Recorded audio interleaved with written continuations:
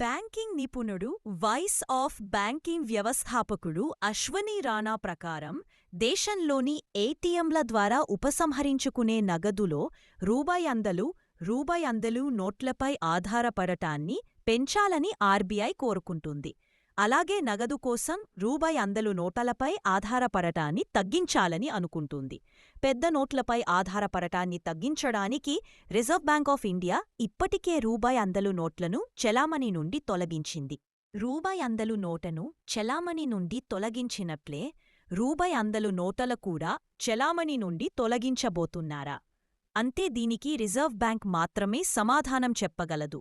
కానీ సూచనలు ఇలా ఉన్నాయి. అది ఇప్పుడే జరగవచ్చు లేదా జరగపోవచ్చు. కానీ రాబోయే సంవత్సరంలో జరిగితే అది పెద్ద విషయం కాదని రాణా అంటున్నారు.